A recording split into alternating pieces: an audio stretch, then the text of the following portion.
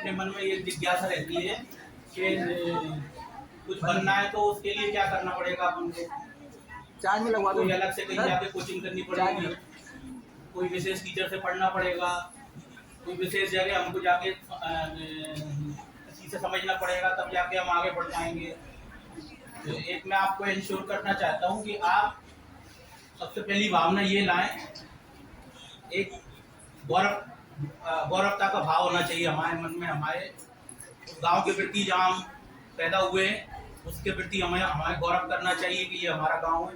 उस स्कूल के प्रति, जिस स्कूल में आप पढ़ रहे हैं, आप उस पर गौरव करें कि आप वहाँ पढ़ रहे हैं और उसमें अपना पूरा मन लगा के पढ़ें। कोई भी स्कूल ऐसा नहीं है जो आपको उन ऊंचाइयों पर ना पहुँचा पाए जिन ऊंचाइयों पर आप पहुँचना चाहते हैं। उसके लिए कोई विशेष अलग उसकी जरूरत कभी नहीं पड़ेगी आपको।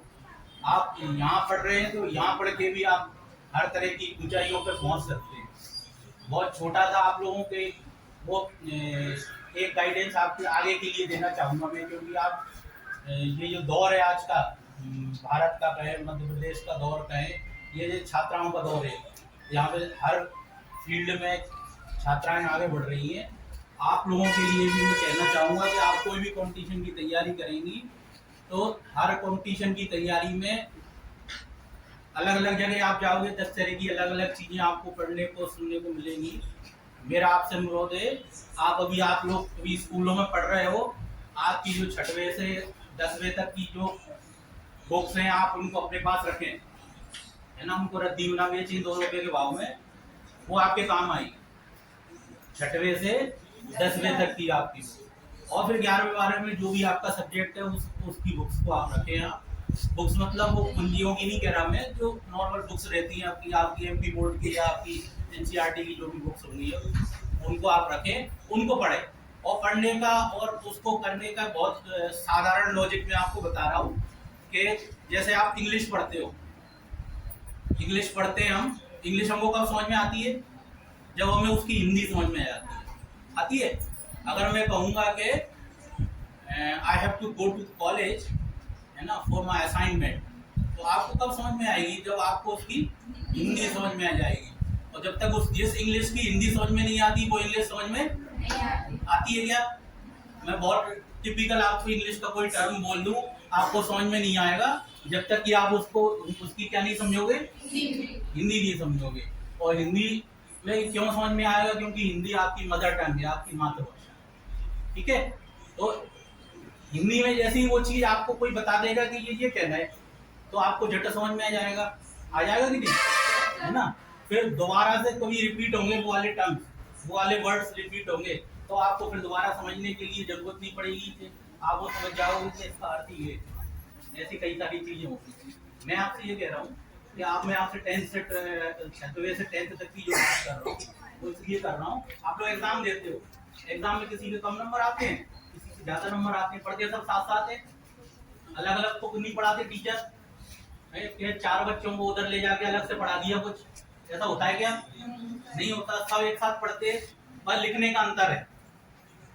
कोई ने बहुत अच्छा लिख दिया, कोई ने कम लिख पाया, इसका अंतर है। तो छोटी क्लास की जो बुक्स रहती हैं वो उस समझ के स्तर के लिए लिखी जाती हैं कि जिस छोटे क्लास के बच्चे उसको समझ लें। जैसे मैं 6वीं क्लास में अगर पढ़ता हूँ तो 6वीं क्लास लायक मेरा जो दिमाग है वो 6वीं क्लास में जिन चीज़ों को समझ सकता है उनको समझाएंगे। मुझे 10वीं की क्लास की किताब पढ़ने में समझ में नहीं आएगी, 6वीं की आएगी। जब 7वीं में आऊँगा तब 7वीं की कठिन होने का स्तर बढ़ते जाता है ना धीरे धीरे, जैसे जैसे आप बड़ी क्लास में पढ़ते हो।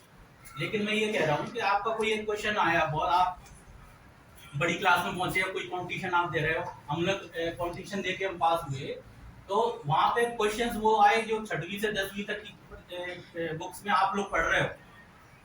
एक क्वेश्चन आया कोई सा, मान लो साइंस का क्वेश्चन आया या कोई इसका क्वेश्चन आया, आपका हिस्ट्री का, ज्योग्राफी का किसी का क्वेश्चन आया, तो अगर हम उसमें लिखेंगे वो छोटी सी चीज लिखेंगे जो सरलतम भाषा 6वीं से 10वीं तक की किताब में लिखी है, तो वो हमको भी समझ में आएगी, वो पढ़ने वाले को भी समझ में आएगी। टीचर कब नंबर देता है? जब टीचर को समझ में आ जाए कि आपने लिखा क्या। नंबर देने वाला कौन है? टीचर। अपन बहुत अच्छा पेपर कर आए, अपन को पता है अपन बहुत अच्छा करके आए, लेकिन नंबर में फर्क आएगा पड़ेगा, टीचर को समझ में आ जाए कि आप जो लिखना चाह रहे हो जो पूछा था वो आपने लिखा भी है और लिखा बहुत अच्छा है। तो वो बहुत अच्छा लिखा कब आएगा समझ में, जब आप सरलतम किताब का लिखोगे। सरलतम किताब कौन सी, जितनी छोटी क्लास की किताब को आप याद रख के लिखोगे ना, क्योंकि उसमें छोटी किताबें छोटे छोटे सिद्धांत होते हैं, वो आपको याद रखेंगे, आगे ही काम आएंगे, उनको पढ़ के करना आप। ठीक है, बाकी कभी आप लोगों को कोई जरूरत पड़े किसी भी प्रकार के इस तरह के मार्गदर्शन की, तो आप हमें कभी बुलाएं, हम आएंगे जरूर, है ना। इन तो मेरा आपसे विशेष अनुरोध, अपनी बुक्स को प्यार करेगा, आपकी किताबें आपको आगे बढ़ाएंगी और उनको अपने पास रखें। आप ये मत सोचोगे हो गई वाली क्लास को फेंक दो, देखो नहीं, आप उसको अच्छे पढ़ोगे तो वो आपकी साथी बनेगी और वही आगे बढ़ेगा। ठीक है, थैंक यू।